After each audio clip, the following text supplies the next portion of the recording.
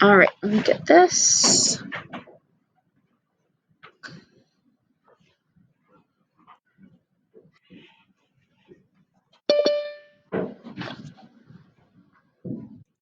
All right, chapter 7.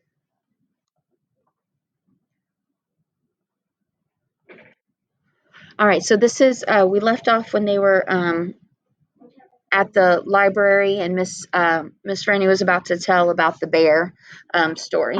Make this a little bigger. Yeah, we're on chapter 7. Whoop, too big. All right, chapter 7. Back when Florida was wild, so this is Miss Franny, the librarian, talking. Back when Florida was wild, when it consisted of nothing but palmetto trees and mosquitoes so big they could fly away with you, Miss Franny Block started in. And I was just a little girl no bigger than you. My father, Herman W. Block, told me that I could have anything I wanted for my birthday. Anything at all. Miss Franny looked around the library. She leaned in close to me. I don't want to appear prideful, she said, but my daddy was a very rich man. A very rich man. She nodded, and then she leaned back and said, and I was a little girl who loved to read. So I told him, I said, Daddy, I would most certainly love to have a library for my birthday. A small little library would be wonderful. You asked, can we please stop with the chat?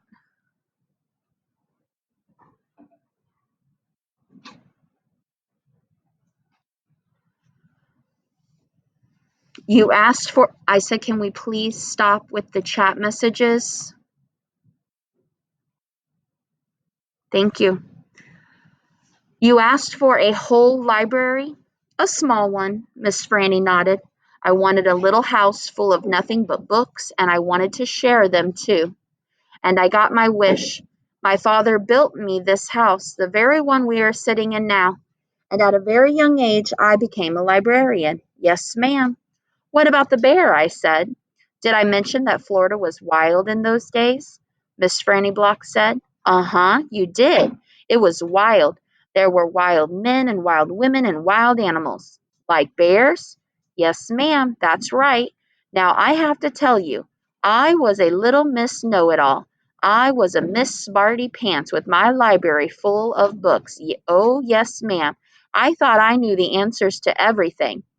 Well, one hot Thursday I was sitting in my library with all the doors and windows open and my nose stuck in a book when a shadow crossed the desk. And without looking up, yes, ma'am, without even looking up, I said, Is there a book I can help you find? Well, there was no answer. And I thought it might have been a wild man or a wild woman scared of all these books and afraid to speak up. But then I became aware of a very peculiar smell, a very strong smell. I raised my eyes slowly, and standing right in front of me was a bear. Yes, ma'am, a very large bear. How big? I asked. Oh, well, said Miss Franny, perhaps 3 times the size of your dog. Then what happened? I asked her. Well, said Miss Franny, I looked at him and he looked at me and he put his big nose up in the air and sniffed as if he was trying to decide if a little Miss Know-it-all librarian was what he was in the mood to eat. And I sat there and then I thought, well, if this bear intends to eat me, I am not going to let it happen without a fight. No, ma'am. So very slowly and very carefully I raised up the book I was reading. What book was that? I asked. Why, it was War and Peace, a very large book. I raised it up slowly and then I aimed it carefully and I threw it right at that bear and screamed, Be gone! And you know what? No, ma'am, I said. He went. But this is what I will never forget. He took the book with him. I said. Yes, ma'am, said Miss Franny. He snatched it up and ran. Did he come back? I asked. No, I never saw him again. Well, the men in town used to tease me about it. They used to say, Miss Franny, we saw that bear of yours out in the woods today. He was reading that book and he said it sure was good. And would it be all right if he kept it just another week? Yes, ma'am. They did tease me about it, she sighed. I imagine I'm the only one left from those days. I imagine I'm the only one that even recalls that bear. All my friends, everyone I knew when I was young, they are all dead and gone. She sighed again. She looked sad and old and wrinkled. It was the same way I felt sometimes being friendless in a new town and not having a mama to comfort me. I sighed too. Winn-Dixie raised his head off his paws and looked back and forth between me and Miss Franny. He sat up then and showed Miss Franny his teeth. Well, now look at that, she said. That dog is smiling at me. It's a talent of his, I told her. It is a fine talent, Miss Franny said, a very fine talent. And she smiled back at Winn-Dixie. We could be friends, I said to Miss Franny. I mean, you and me and Winn-Dixie, we could all be friends. Miss Franny smiled even bigger. Why, that would be grand, she said, just grand. And right at that minute, right when the three of us had decided to be friends, who should come marching into the Herman W. Block Memorial Library but old pinch face Amanda Wilkinson. She walked right up to Miss Franny's desk and said, I finished I finished Johnny Treeman and I enjoyed it very much. I would like something even more difficult to read now because I am an advanced reader. Yes, dear, I know, said Miss Franny. She got up out of her chair. Amanda pretended like I wasn't there. She stared right past me. Are dogs allowed in the library? She asked Miss Franny as they walked away. Certain ones, said Miss Franny, a select few. And then she turned around and winked at me. I smiled back. I had just made my first friend in Naomi, and nobody was going to mess that up for me, not even old pinch face Amanda Wilkinson. Chapter 8. When Dixie's bald spots started growing fur, and the fur that he had to begin with started looking shiny and healthy, and he didn't limp anymore. And you could tell that he was proud of looking so good, proud of not looking like a stray. I thought what he needed most was a collar and a leash. So I went into Gertrude's Pets, where there were fish and snakes and mice and lizards and gerbils and pet supplies, and I found a real handsome red leather collar with a matching leash. When Dixie was not allowed to come inside the store, there was a big sign on the door that said, No dogs allowed. So I held the collar and the leash up to the window, and Winn-Dixie, who was standing on the other side of the window, pulled up his lip and showed me his teeth and sneezed and wagged his tail something furious. So I knew he absolutely loved that leash and collar combination, but it was very expensive.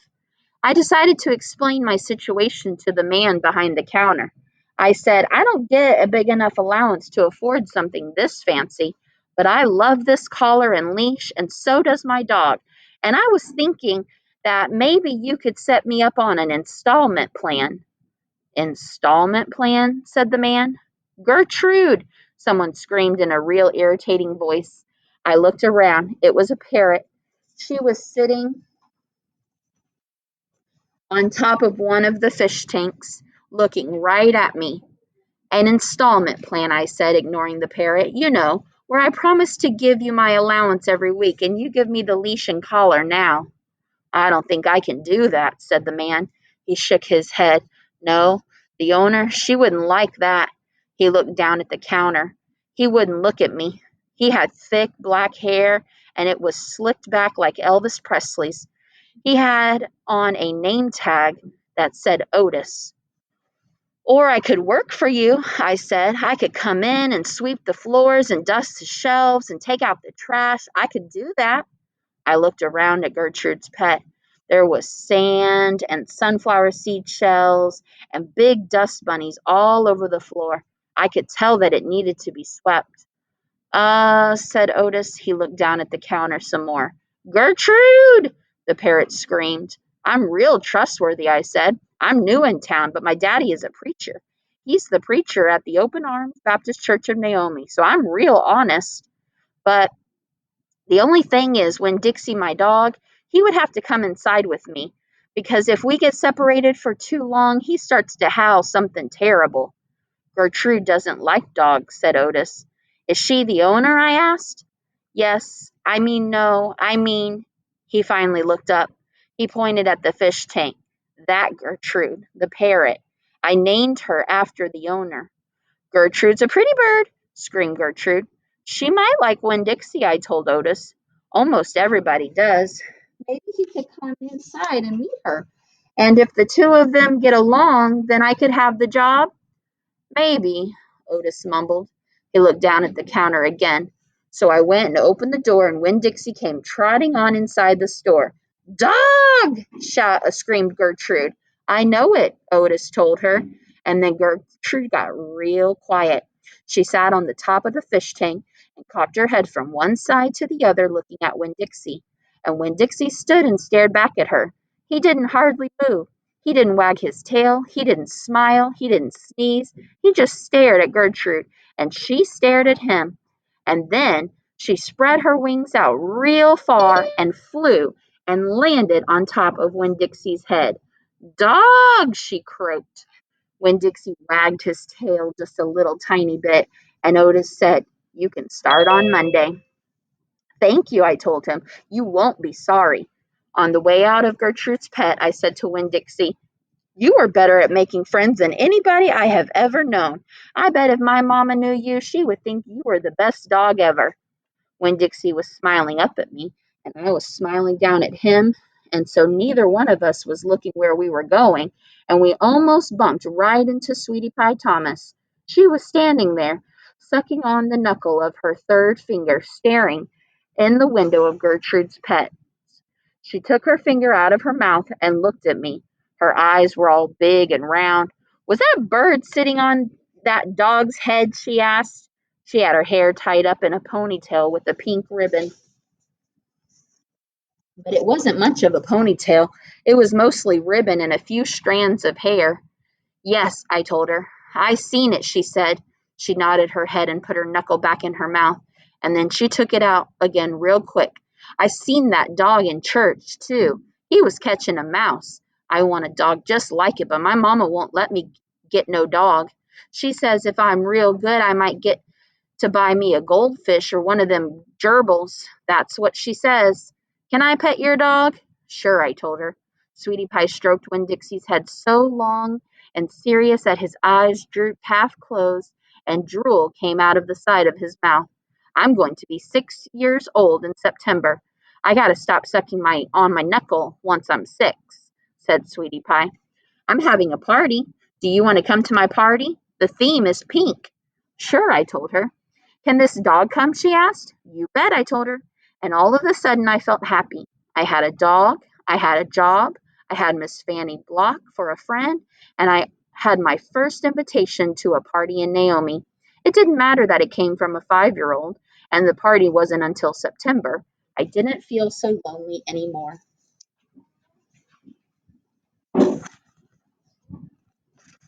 Chapter 9.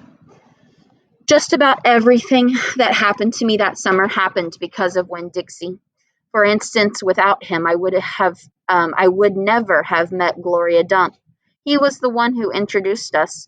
What happened was this. I was riding my bike home from Gertrude's Pet, and when Dixie was running along beside me, we went past Dunlap and Stewie Dewberry's house, and when Dunlap and Stewie saw me, they got on their bikes and started following me. They wouldn't ride with me, they just rode behind me and whispered things that I couldn't hear. Neither one of them had any hair on his head because their mama shaved their heads every week during the summer because of the one time Dunlap got fleas in his hair from their cat, Sadie. And now they look like two identical bald-headed babies, even though they weren't twins. Dunlap was 10 years old like me, and Stevie was 9 and tall for his age. I can hear you, I hollered back at them. I can hear what you're saying, but I couldn't. Winn-Dixie started to race way ahead of me. You better watch out, Dunlap hollered. That dog is headed right for the witch's house. Winn-Dixie, I called, but he kept on going faster, and I hopped a gate and went into the most overgrown jungle of a yard that I had ever seen. You better go get your dog out of there, Dunlap said. The witch will eat that dog, Suey said. Shut up, I told them. I got off my bike and went up to the gate and hollered, Winn-Dixie, you better come on out of there. But he didn't. She's probably eating him right now, Stevie said. He and Dunlap were standing behind me. She eats dogs all the time. Get lost, you bald-headed babies, I said. Hey, said Dunlap, that ain't a very nice way for a preacher's daughter to talk. He and Stevie backed up a little. I stood there and I thought for a minute. I finally decided that I was more afraid of losing Winn-Dixie than I was of having to deal with a dog-eating witch. So I went through the gate and into the yard. That witch is going to eat the dog for dinner and you for dessert, Stevie said. We'll tell the preacher what happened to you, Dunlap shouted after me. By then, I was deep in the jungle. There was every kind of thing growing everywhere. There were flowers and vegetables and trees and vines. Winn-Dixie, I said. I heard. This dog sure likes to eat. I went around a really big tree, all covered in moss, and there was Winn-Dixie. He was eating something right out of the witch's hand. She looked up at me. This dog sure likes peanut butter, she said. You can always trust a dog that likes peanut butter. She was old, with crinkly brown skin, and she had on a big floppy hat with flowers all over it. And she didn't have any teeth, but she didn't look like a witch. She looked nice. And when Dixie liked her, I could tell. I'm sorry he got into your garden, I said. You ain't got to be sorry, she said. I enjoy a little company. My name's Opal, I told her. My name's Gloria Dump, she said. Ain't that a terrible last name? Dump. My last name's Maloney, I said. Sometimes the kids back home in Watley called me lunch meat. Ha! Gloria Dump laughed. What about this dog? What do you call him? Winn-Dixie, I said. Winn-Dixie thumped his tail on the ground, and he tried smiling, but it was hard with his mouth all full of peanut butter. Winn-Dixie, Gloria Dump said. You mean like the grocery store? Yes, ma'am, I said. Woo-wee, she said. That takes the strange name prize, don't it? Yes, ma'am, I said. I was just fixing to make myself a peanut butter sandwich, she said. You want one too? All right, I said. Yes, please. Go on and sit down, she said, pointing at a lawn chair with the back all busted out of it. But sit down careful. I sat down careful, and Gloria Dump made me a peanut butter sandwich on white bread. Then she made one for herself and put her false teeth in to eat it. And when she was done, she said to me, You know, my eyes ain't too good at all. I can't see nothing but the general shape of things. So I got to rely on my heart. Why don't you go on and tell me everything about yourself so as I can see you with my heart? And because Winn-Dixie was looking up at her like she was the best thing he had ever seen, and because the peanut butter sandwich had been so good, and because I had been waiting for a long time to tell some person everything about me, I did. All right. Sorry.